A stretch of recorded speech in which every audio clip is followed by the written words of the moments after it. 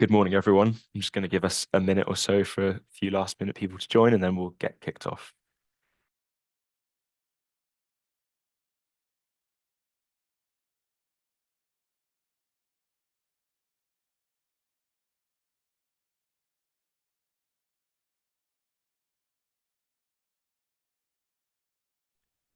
Okay, good morning. It's nice to see so many people on the call today.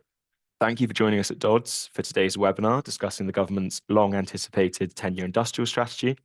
I'm Jack Williamson, Dodds Senior Consultant for Transport and Infrastructure. And before we begin, I'll just touch on some housekeeping for today's webinar. Our running order for today will contain an opening statement from each of our four panelists, followed by a question and answer session. Please place questions in the Zoom chat once the opening statements have concluded, and do include your name so I can reference.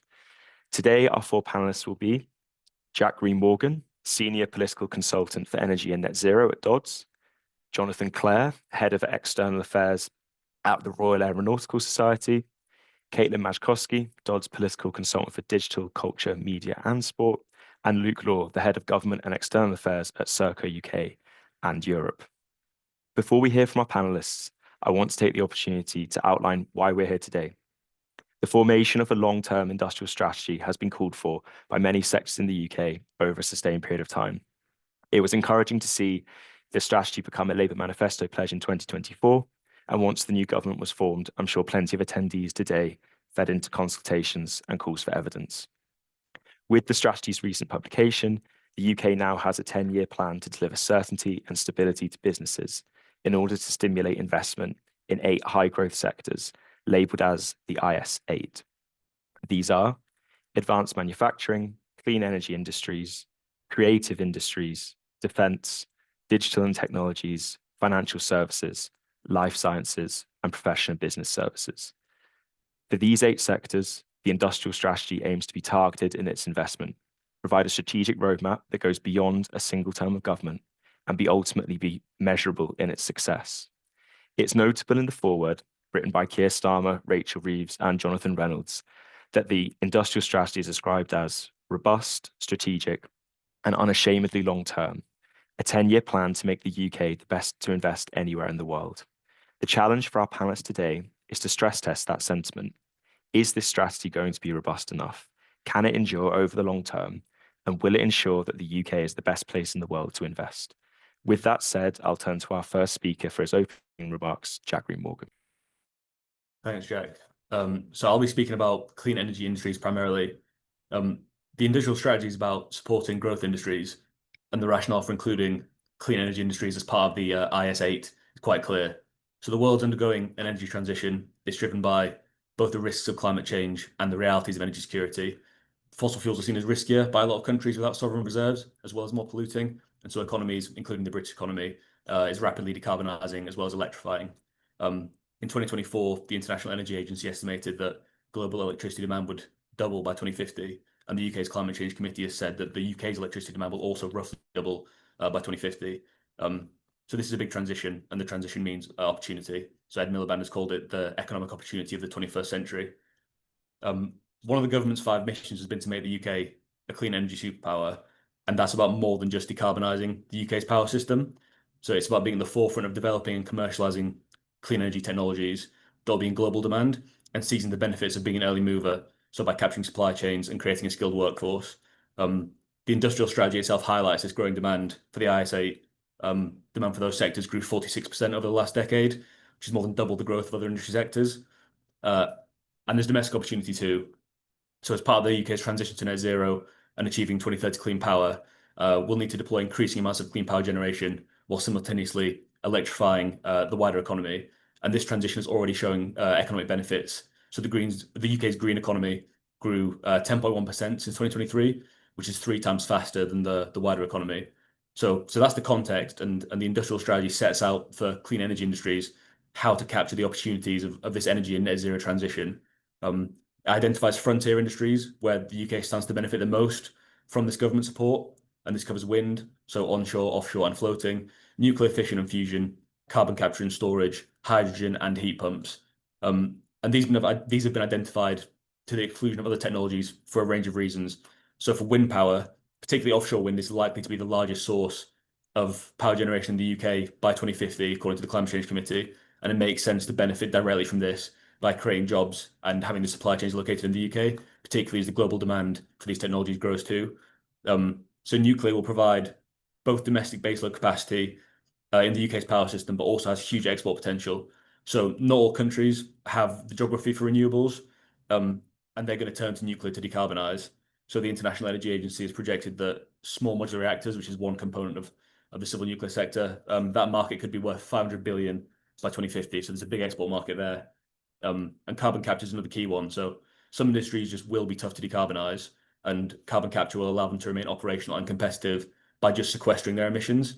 And this is another technology with colossal export potential. So many countries have highlighted that they'll rely on this technology to reach net zero, and it's yet to be proven at scale. So successful clusters in the UK, which is what the government is backing, will provide a pathway for other countries to follow, but it will also make sure that as an early mover, the UK benefits from having the supply chains and a skilled workforce in the UK. So those are the technologies, but they're being supported by the levers which cut across the entire industrial strategy. One of those is using public finance to de-risk investment and providing investor certainty. So you can see this across those frontier industries, but some highlights are 14.2 billion pounds for Sizewell C. There's 300 million for the offshore wind supply chains, which is being funded by Great British Energy, and there's also billions across the carbon capture and storage clusters around the UK. All that funding's been designed to de-risk investment for private finance, attracting further investment. So there's also support for these broader enablers and primarily infrastructure enablers. So reforms to the grid connection system and investment in ports, while also reforming the skills system, which basically removes the caps on industry, allowing them to grow as fast as they possibly can. I'll close by saying it's also worth viewing energy and electricity prices themselves as an enabler across the entire industrial strategy. So one of the final components that was added to the strategy and actually was contributed to its delay was energy price reform, and it's being billed as a measure which will make all the UK industries more competitive with their international counterparts and hopefully underpin the growth that the strategy is meant to deliver. I'll conclude there. Thank you for that, Jack. And I know, energy prices definitely be something that's going to cross-cut across almost every sector within this strategy. So I'm sure we'll have plenty of questions on that later. I'm happy now to turn to Jonathan Clare. Good morning. Well, I'm going to frame my opening remarks, around defense, aerospace, and space, some of the key areas that we're sort of working in as part of the society. It contains several implications and opportunities for the aerospace sector, and obviously with clear benefits to the society's members and corporate partners. But based on the UK government's newly published industrial strategy. What's firstly included? Well, the UK industrial strategy is a comprehensive 10-year plan structured around 8 growth sectors, as has been mentioned, the IS8, including aerospace, defense, and space. There are 4 strategic pillars related to that, sort of the ease, speed, and long-term stability for business, city regions and cluster development, frontier industry support and partnership with business. I mean, overall, when it comes to the modern industrial strategy for aerospace, space and defense, the UK focuses on strengthening national resilience, fostering innovation and boosting exports. The key highlights include supporting in-orbit servicing, assembly and manufacturing, ISAM, developing national capabilities in critical dual-use technologies, and reforming the regulatory environment for space activities. So the strategy also emphasizes skills development, attracting investment, and promoting international partnerships. Some of the key headline commitments, we're talking about 2.6 billion for UK R&D, or 22.6 billion for UK R&D, 4.3 billion for advanced manufacturing, which I believe is up to 2.8 billion was cited for research and development over 10 years. And new institutions, Industrial Strategy Council, a National Wealth Fund, British Business Bank, again, 4 billion for IS8. And the regulatory reform as well, which is worth highlighting, 25% reduction in regulatory burden and fewer regulators. So what does this mean in terms of sector implications on the aerospace, defense, and space side? For aerospace, we're looking at direct inclusion in advanced manufacturing as a top frontier industry, We're talking about 100 million over 3 years to support engineering skills in England, and I'll probably draw on that later in the Q&A, and 1.2 billion per year for skills by 28-29. This has been referenced. There's also, it's worth mentioning that the support for zero-emission aircraft, sustainable aviation fuel, SAF, digital twin systems, and AI-enhanced predictive maintenance in our sector. The strengthened export and finance mechanisms via the UK Export Finance, already heavily active in aerospace. So talking around 25% of UK EF exposure. And there's mention of emphasis on foundational industries. So we're talking composites, carbon fiber, ceramics, as well as clean propulsion. The defense has become very much a feature of the strategy. And we're talking about significant emphasis on national resilience and dual-use technologies. This also goes hand in hand with the recently published National Security Strategy and with regard to the Advanced Manufacturing Sector Plan as well, and as a follow-up to the Strategic Defence Review. So they're all kind of aligned. They're all working in collaboration, basically to the same type of end goal in collaboration there. There was a reference on defence of making the UK Europe's top defence exporter, halving the venture capital investment gap with US and defence tech, and radically reducing defence procurement time. Again, these things were emphasised in our own government position paper and as part of our Strategic Defence Review submissions related to industrial strategy. The defence also supports upskilling via MOD-led skills pipelines and civil defence integration, strong language around industrial sovereignty and protecting strategic capabilities. And with regard to space, a very important sort of element here, and the way it weaves in with the industrial strategy is the recognition of a growing geopolitical and economic importance. So referencing critical national infrastructure, as well as investment has been mentioned before in orbit servicing, assembly and manufacturing, ISAM. Miniaturized satellites, a unique selling point for the UK, commercialization of UK-led space capabilities, and strengthening bilateral space cooperation, international space partnerships, and the role of space in integrated national security and commercial infrastructure. So in terms of all of this, in terms of follow-up, I mean, the strategic sort of golden thread, I suppose, across the strategy would be mission-driven policy making, focused on clean energy, AI, security, and productivity. There's economic security and resilience weaved into the strategy as a cross-sector driver, particularly through defense and critical technology autonomy, and placing greater or place-based growth strategies, so investment zones, growth corridors. They even go into the detail of mill growth funds. There's frontier technology commercialization with deep support for dual-use innovations applicable to aerospace, defense, and space.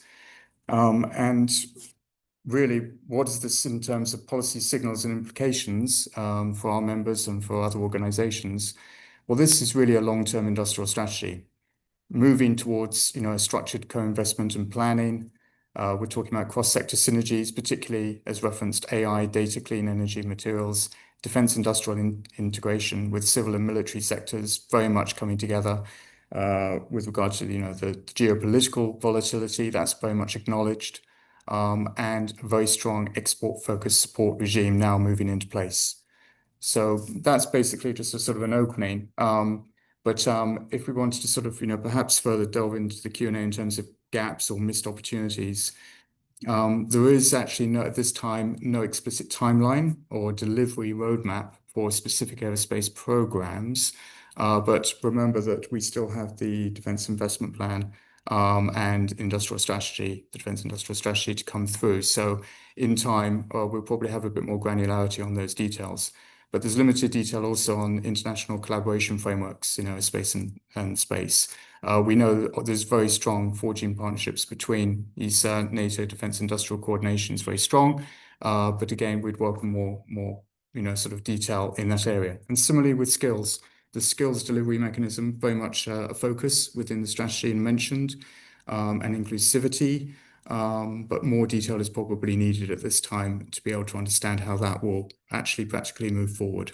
And similarly with regulatory reform as well, a greater information on that would be most welcome.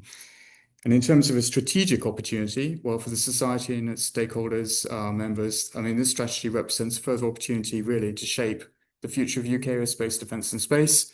The focus very much on high value innovation, dual use technology, sovereign capability and skills, well aligned to our own priorities, and I'm sure many other sectors that are engaged in this area. So thank you. Thank you very much, Jonathan. That was a really comprehensive answer, and looking forward to touching on particularly some of those skills topics, perhaps in the Q&A. I now hand over to my colleague, Caitlin. Hello. I wanted to speak on the UK's new sector plans for the digital and technology sector and the creative industries, and how these are contributing to the government's national growth strategy. So together, I think they reflect a shift in how government partners with industry to move from more fragmented short-term initiatives to coordinated long-term investment strategies that are anchored by innovation, regional growth, and global ambition. So let's start with digital and technologies. The government's ambition is that by 2035, the UK becomes one of the top 3 global destinations for founding and scaling a tech company. Crucially, the strategy focuses on using regulation, infrastructure, R&D, and finance to create a message to the market that the UK is open, stable, and ready for long-term investment. So the government has decided that the way to go about this is by focusing on 6 frontier technologies, which are backed with lots of investment and policy reform. So these 6 technologies are AI, quantum, semiconductors, cyber, engineering, biology, and advanced connectivity. I won't go into all of them, but a few examples of how the government's going about that is the AI growth zones that are rolling out across the UK, supercomputers in Bristol and Cambridge and Edinburgh, and the sovereign AI initiatives, which are being backed by £500 million. So cybersecurity, I think, is particularly interesting, actually, because it reaches over into the defense sector as a national defense priority, as well as a commercial growth story. So there's academic spinouts, new hubs like the National Cyber Innovation Center in Cheltenham, and investment into hardware. So all of this, the government has emphasized, rests on strong R&D and skills. So like was said by Jonathan, public R&D investment is being scaled to £22.6 billion by 2029, with the aim of crowding in 3 times that from private sources. So now I wanted to turn and look at the creative industries, where the themes for the most part seem to be quite similar. By 2035, the aim is to grow creative sector investments from £17 billion to £31 billion, and to make the UK the world's #1 destination for creativity and innovation. So the government said that whether it's film and TV, video games, music, theater, advertising, the goal can be boiled down to a 3-fold plan. 1, scaling up success. 2, unlocking new value from creative intellectual property. And 3, expanding access to opportunity across every region. So to do this, the government is acting across 4 fronts. First, they want to strengthen the cross-cutting enablers, so more R&D in create tech, a better IP regime, improve access to finance, and a skilled, inclusive workforce. Second, there's targeted investment in key subsectors, like the sectors I named before, film, TV, video games. Third, place-based growth. And 4th is partnerships. So I just wanted to create a bit of a comparison between the 2 strategies. So they both look outward. So whether it's securing IP protections in trade deals or supporting AI collaboration with Horizon Europe, but there's a common thread that Labour is trying to emphasize, which is that trade policy investment should support the economy, and these 2 sectors are one of the ways to do it. So I also wanted to end a bit on, I guess, the drawbacks of, or what the industrial strategy is missing, particularly for these sector plans.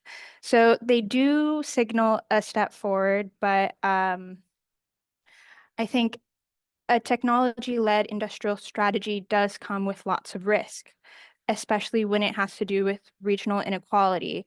So we know right now that capital and infrastructure and talent already flows to successful hubs. But the UK government is trying to have more investment into these high growth digital regions.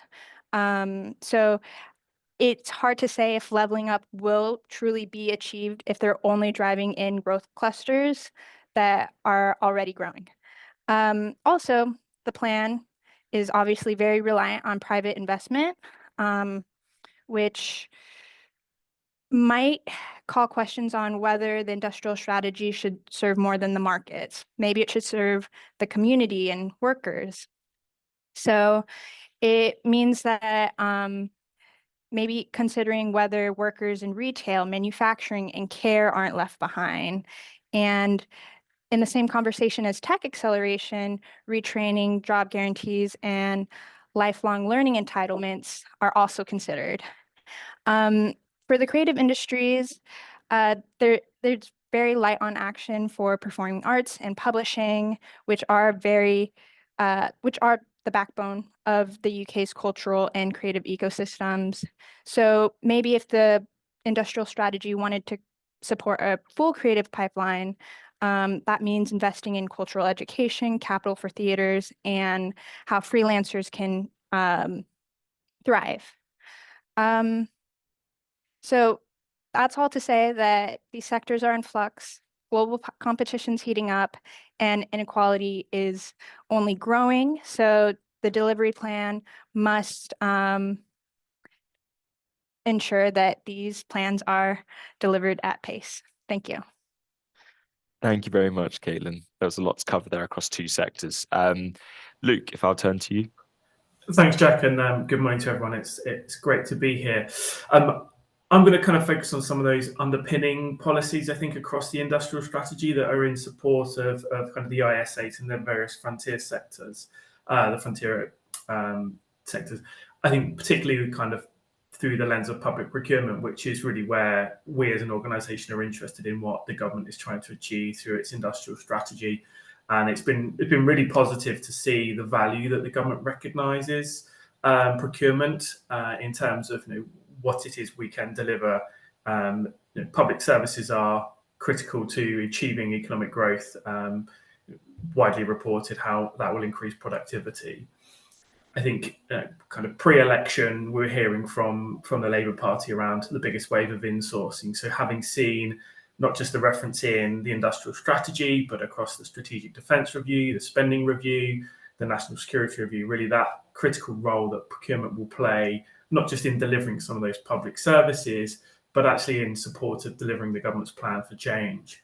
So, particularly through the social value that we as organisations deliver, supporting kind of local suppliers and SMEs in that part of the country where we work, really driving some of that local economic growth, providing good jobs. We've got 30,000 people right across the UK, doing a whole host of different jobs. So really, how do we as government and how does government and business work together to really maximise the value that delivers to local communities? And then on that as well is innovation, and we've had lots from the government, both in the industrial strategy and more broadly, about the important role that innovation, technology, and AI will play in delivering the future of public services, delivering better value for money, delivering better outcomes for citizens. And there's a real opportunity that flows through the strategy in terms of how government can work with business to really drive forward and deliver some of those new technologies that are being developed in the private sector, and get those to the front line and help people get to the services that they want. I'm sure we're all well aware of the financial challenges we face and the challenges that public services are facing. I think the second point I just wanted to touch on is around skills, and I heard from from other speakers around the focus on skills through the various IS8. I think from our perspective, we really welcome the flexibility in the growth and skills levy and the move away from the kind of rigidity of the apprenticeship levy. Not everyone is going to want to do a long-term apprenticeship course. Not everyone can. So having that flexibility means some of our, dare I say, lower skilled workers can continue to benefit from lifelong learning whilst still doing their jobs. The risk is otherwise we kind of have a two-track scheme where people on those kind of shortage of worker roles that are identified in the strategy are supported, but there is no opportunity for those perhaps at the lower end of the skilled worker who can to develop their own careers. And one of the other parts in there is reducing that reliance on international workers. So really, how do we support that cohort of people who will continue to need to do some of those lower skilled roles going into the future? And the final thing I just want to touch on is that the government's ambition to work in partnership with business, something the government talked a lot about before the general election. So it's really good to see that codified in the industrial strategy with some plans as to how that will be achieved. I think just to build on some of the points that people have made about some of the drawbacks, this is an incredibly comprehensive document. It's incredibly important that government works together to deliver this, that it's not just the responsibility of DBT, but across those sectors, how is government going to break down those silos to deliver some of these policies, to deliver some of the outputs that it is seeking to achieve, and really deliver that mission approach that we heard so much about, again, before the election. There is a risk that everyone goes off into their own silos and does their own thing. But I think I'll leave it there and get to the Q&A. Cheers. Thank you very much, Luke. And yeah, it's good to sort of say that Q&A is obviously open. Please put questions in. Happy for them to be kind of broader themes or targeting a specific speaker. Just let us know in the chat. I'll just start with something that I think kind of will tie everything in together, and happy for any of the panelists to come in on. This is from Alison. So within the context of constrained public spending, and obviously looking back to the spending review where most departments had either day-to-day or I guess capital budgets cut, how can the government justify such ambitious investment? We're talking about 10 years worth of investment. Why is it that during the time of a bit of belt tightening that we feel this is now the right time to spend so much on industrial strategy? Happy for any of the panelists to come in on this. I can come in on that if you want to start with. I think it's effectively a hedge against those industries they're investing in, seeing high rates of growth and being worth the investment, getting a return. I mean, I talked a bit in my opening remarks about SMRs, for example, small modular reactors. So the government have pledged £2.5 billion through Great British Energy Nuclear to work with Rolls-Royce to develop prototype small modular reactors. Like £2.5 billion is not a small amount of money, but as I said in my remarks, the expected market size by 2050 is £500 billion. There's research from the IEA suggesting that there's going to be $1 trillion worth of demand for hydrogen in 2050, or the hydrogen market will be worth $1 trillion in 2050. That's another one of the frontier industries identified. I think you can justify the spending now, or this is the government's way of justifying the spending, by saying you're going to get such, they're going to be, the industries that have been selected will be worth so much over the medium term that being an early mover, does justify your investment right now. Thanks. That was very comprehensive. I'll just hand over to Caitlin. Yeah, I think I wanted to echo some of that. Right now, the strategies, it looks like it relies a lot on crowding in private capital. And it looks like the public funding is positioned as more of a catalyst rather than the dominant source of funding. For example, the $2 billion for AI is expected to generate multiples in private R&D and infrastructure finance. But I guess it does bring up questions about accountability and market concentration and how the UK will remain commercially attractive. Perfect. Luke or Jonathan, would you like to come in at all? Yeah. Go ahead. I was just I think on that point around investment in high tech, there's lots of data that shows kind of the productivity of the public sector hasn't quite increased following the pandemic, and clearly we need some investment in technology to take away some of the kind of more busy work, less kind of productive work that public servants, people in the public sector deliver, if we are to reduce the costs of delivering some of those kind of public services that are pretty significant in terms of public spending.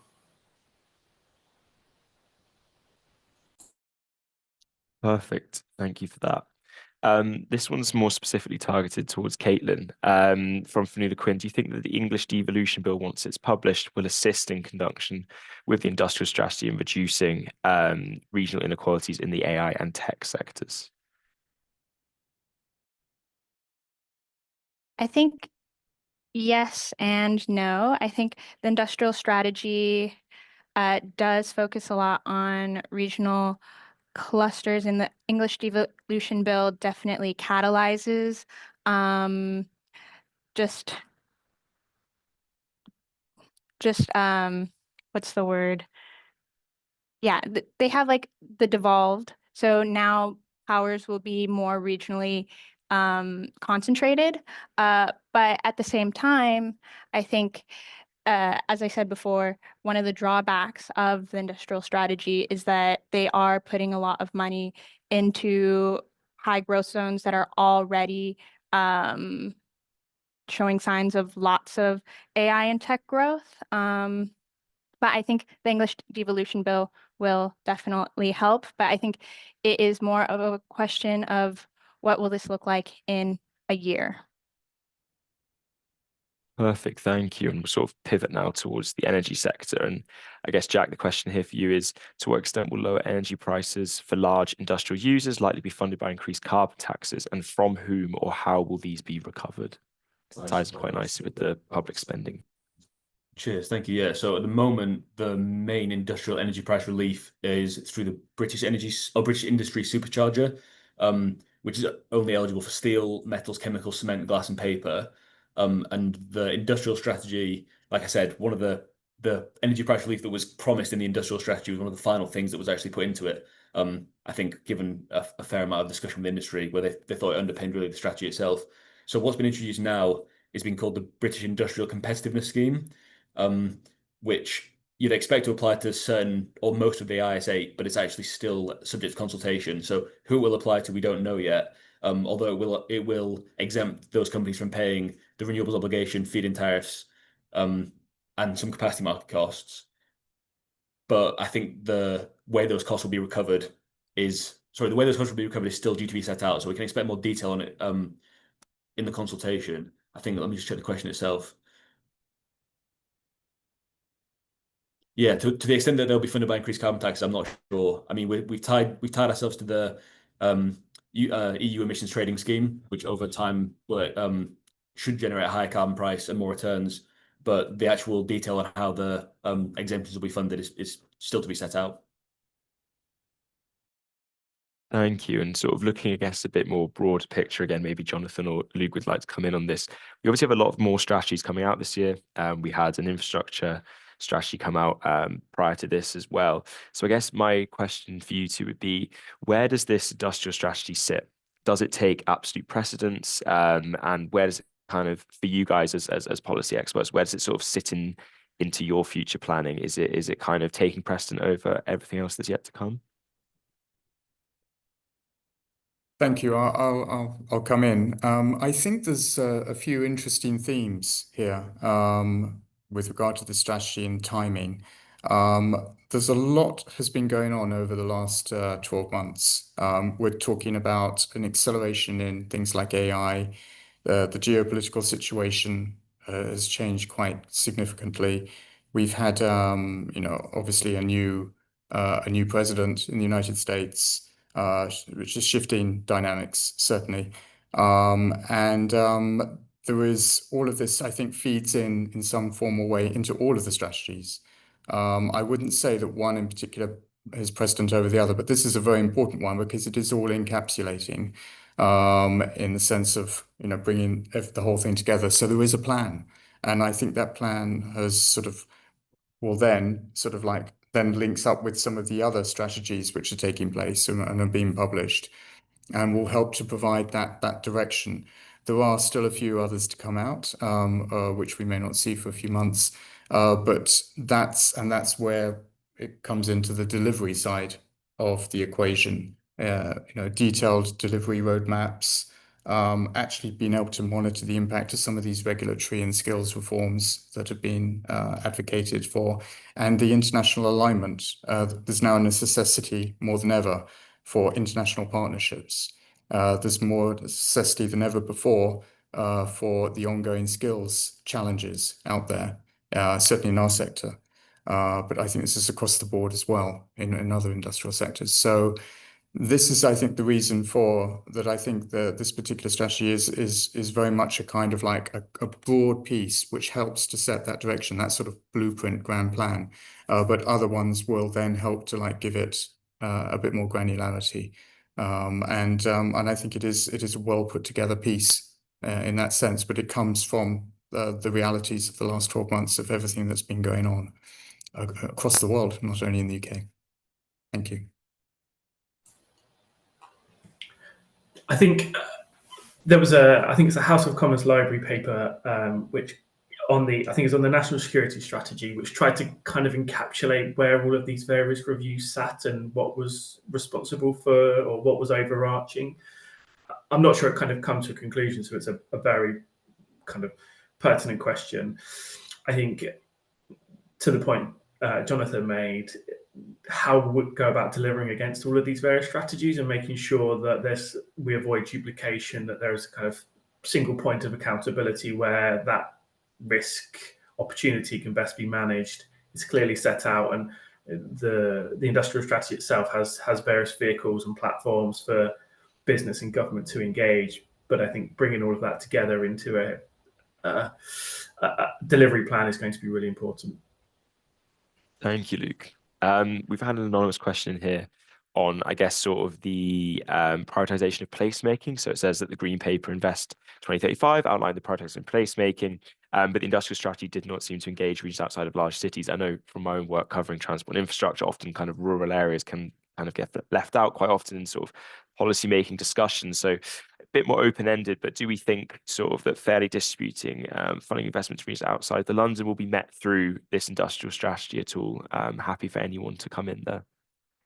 I'm happy to come in on that very briefly. So from a perspective, there's a couple of things the government have got that will hopefully bring investment to the wider country. So obviously the clusters, the carbon capture and storage is done by cluster. So there's the Acorn cluster in Scotland, there's the Viking cluster in the Humber, and there's two of the clusters, one on the northeast, one on the northwest coast.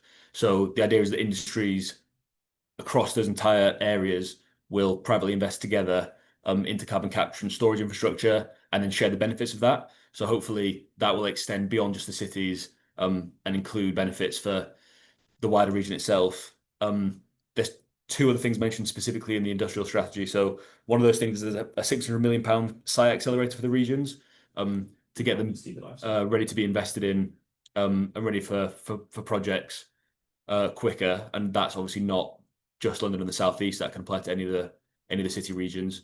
And then specifically for offshore wind, the government introduced last year a clean industry bonus, which incentivizes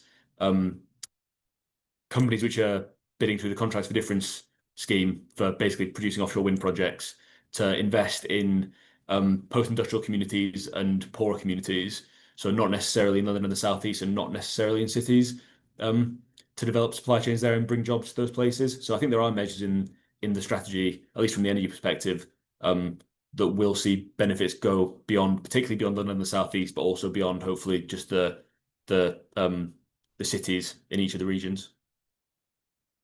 Perfect. Thank you, Jack. And this one's more coming at a life sciences angle for Caitlin. Let me just get to it quickly. So I guess, how do life sciences fit within the government's vision, and kind of what policies and investments are specified within the industrial strategy to support R&D, biotechnology and healthcare innovation? Yeah, I can speak a little bit on that. So I think one of the main aspects of the industrial strategy was the UK wants to make the country one of the world's top 3 life sciences economies, including £600 million for a health data research service to create an AI health data platform. And also, although the life sciences weren't immediately relevant to the digital and technologies plan, a lot of it was actually allocated to engineering biology. And engineering biology is having a major push. They're reforming regulation. They're backing scale-up infrastructure because obviously this ties in a lot with agriculture and food. And they're implementing an ambitious R&D program and trying to enhance resilience on the domestic value chain. More specifically towards the life sciences, I think they're building a life sciences hub at Houston. They're trying to prioritize pharmaceuticals and med tech, and they're creating life sciences clusters across Oxford, Cambridge, Manchester, Liverpool, etc. But I think a really large part of this is streamlining regulation and market access through the support of the Medicines and Healthcare Products Regulatory Agency so that any innovation that comes through can do so quickly for the patient's benefits that are going through the NHS. Perfect. And I'll just turn here to, I think Jonathan can come in this and maybe Jack Morgan afterwards. So the appetite for hydrogen in aviation has been somewhat knocked back in recent years. Do the panel think the industrial strategy does enough to reinvigorate hydrogen solutions for aviation and across other sectors? How crucial is the hydrogen strategy, which is expected soon? I'll come in just very briefly. I mean, it's clearly been identified hydrogen has been prioritized under the Future Clean Energy Strategy. There's a lot of activity related to that. Some of them, the big players, as well as other organizations, appear to be, investing quite heavily in this technology. It has government backing, so I think we're going to see, a continued push in hydrogen in terms of aerospace aviation, very much over the next few years. Yes. Yeah, I can come in more broadly on the technology itself or the fuel itself. So the positioning of it in the industrial strategy, I think, was primarily around decarbonising heavy industry. So those same technologies I mentioned as benefiting from the British industry supercharger at the moment, so steel, cement, glass, ceramics. I think the hope is that those industries will benefit from the use of hydrogen because they're very, very difficult to electrify. So I think that's what the detail on the hydrogen strategy will be helpful for clarifying what the expected uses of it are. But I think the framing in the industrial strategy itself is much more around heavy industry. There's also a co-benefit, so a lot of carbon capture and storage, or one of the co-benefits even of carbon capture and storage is that it can be used alongside hydrogen production. So investment in one belies investment in the other. So yeah, there's definitely government backing for the technology. What exactly they'll want to see from it, I think will come through the hydrogen strategy, which we're expecting later in the year. Thank you. We've got a slightly broader question here on could the proliferation of strategies crowd the political agenda to the point where they become less coherent? I guess this sort of touches earlier on our question on whether the industrial strategy itself should kind of take precedent over all of those. Luke, kind of coming up from the angle of Serco, who obviously manage quite a lot of different services, do you feel perhaps that sort of the volume of strategies risks sort of muddying the water a little bit for yourselves? I think maybe this is more of a personal perspective than a corporate one, but I think it does, and I think the complexity of some of those strategies make it difficult for the public to understand what the government is ultimately trying to achieve. And I think that there is a need for government to find a way to better tell its story around what it's trying to do in support of economic growth. It feels at the moment that lots of the conversation is kind of dominated by the financial situation, trying to make sure we meet the fiscal rules and various bits and pieces. And actually, we've got all of these really good pieces of work that the government have published on these various strategies, but there isn't, I don't think, a kind of coherent, consistent narrative that I'm hearing at the moment. I said that personal view rather than a corporate one. Of course, and yeah, I know from sort of the work we do at Dodds, there's a lot to cover and there's a lot of different missions and strategies, and I think it would be nice now to have some time to perhaps see them play out, and that kind of ties in quite nicely with our next question, which I guess, I'm personally quite interested in from a transport and infrastructure strategy sort of point of view, is on reporting and measurements of progress. So I guess maybe as a nice sort of one of the final questions, sort of tie things up, perhaps each of the panelists could maybe discuss what success would look like in their sector, come the end of that 10 years, maybe, a metric or an outcome that would be seen as a win for this strategy for your sector. Jonathan, perhaps I could come to you. Yeah. I mean, certainly for in terms of our sector, if we can make some real inroads on the skills side, that would be, I think, a big win across all sectors, across the whole of the country, and globally, in fact. So I'd say if we had like a nice metric to show that there's this X number of like newly qualified people within the engineering, manufacturing skills side of in our sector, that would be a key thing, and also streamlined procurement across the board, particularly on defense. If we actually saw that actually happening in practice and some worked examples of that, and there already exist, but to see that at scale, that would be a huge thing to come out of this as an outcome.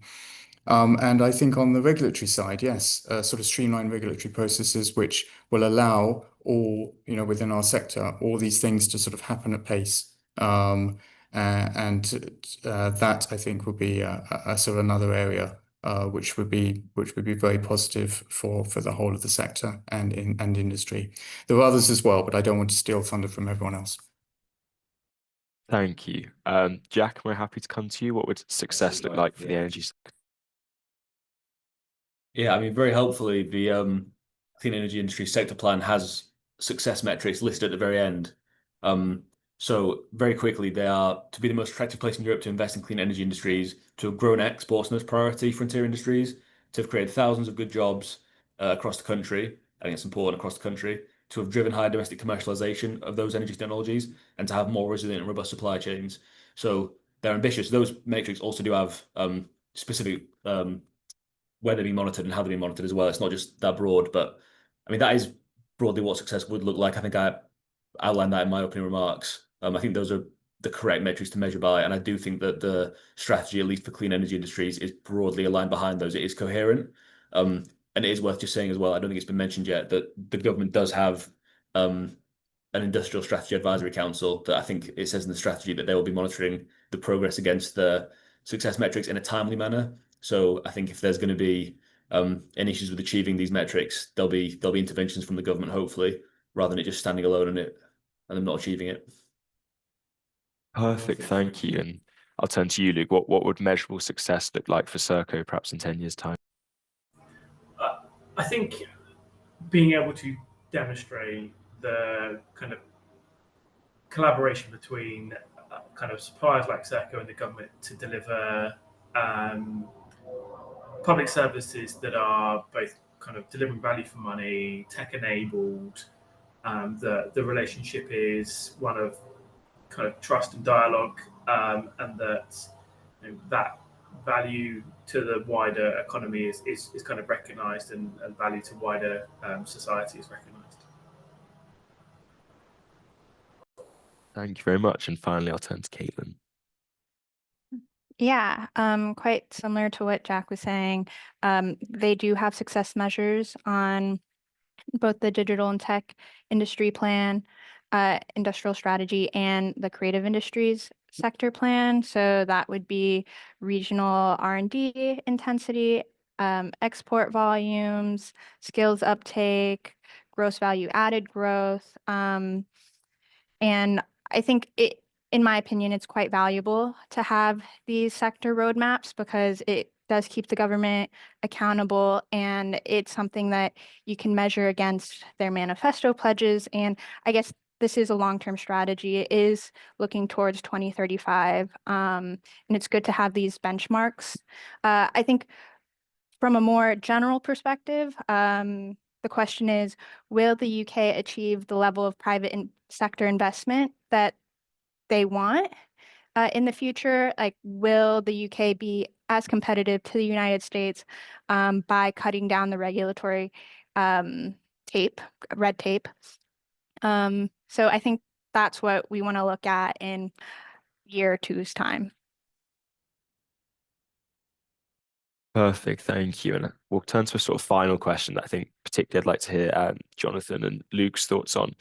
Are we expecting too much from skills policy to solve some of the deep-rooted structural economic challenges facing the UK? I know we've touched on sort of regional inequality, tight public finances. Obviously, Caitlin's referenced the need for more private sector investment. Are we looking too much to skills policy, or rightly so? Is it kind of the cross-sectoral theme that we should all be discussing? I'll come in. I think it is a cross-sectoral theme, although I look at it under the lens of aerospace. I hear from partners, from our members, etc., that this is an issue, not only in the UK. It's a global skills shortage in many different areas. So I think it should be. I think the key thing is to make sure we have a holistic view on how to address this. I think there are significant numbers of organizations and persons that are working to address it, but there is still, I understand, a bit of a silo mentality with some of the schemes. And also, what's interesting in our sector is there's no shortage. There's absolutely no shortage of people that are eager to get into the sector. It's finding the appropriate pathway to it. And effective pathways into it, and I imagine that could be a similar case for other sectors, not only aerospace as well. So again, working collaboratively together on this to find those effective pathways, and also we have clusters, and the industrial strategy recognizes clusters all over the country with talented professionals. Centers of excellence, etc. So there is really no excuse for everybody to find some way through this to sort of collaboratively work together to address this need. But it is an urgent need, because if we don't address it, then we will come into some serious issues, perhaps, well, certainly in our sector, over the next 10 years. So it does need to be tackled now. Thank you, Jonathan. And finally, Luke. I think skills has a huge role to play, but sitting in the position that we do in some of the services we provide, it's not just a skills issue, and whether it's the health service and making sure people are fit and well to go and develop new skills, getting to new jobs, really a focus on how do we make the population as healthy and as possible. I think then housing becomes an issue, making sure that people can afford to live close to where they need to work and take time out of their lives to develop their skills. And I think there are people who face barriers to developing new skills that perhaps we don't see on a day-to-day basis. I'm thinking particularly people in prison. There are well-regarded programs to help people in prison educate themselves, develop their skills. But really, how do we then, as a kind of country, change our perception and provide more employment for some of those people who perhaps have been further away from the jobs market than before? So skills has got a big role to play, making sure that we have that technical capability. But I think there are other parts of government which will have a important role to play in making sure that we tackle some of those structural challenges that the country faces. 100%. I think that's a nice place to end things on. That obviously, the industrial strategy is very comprehensive and has been fascinating to hear the insight today. But there are obviously sort of structural issues within the UK that will also need addressing as we go. I'd just like to take this opportunity to thank our four panelists, Caitlin, Jack, Jonathan, and Luke, for speaking so eloquently today, and thank all the attendees for staying on and for the brilliant questions in the chat. It's been a wonderful DODS webinar, and I look forward to doing some more in the future. Thank you all.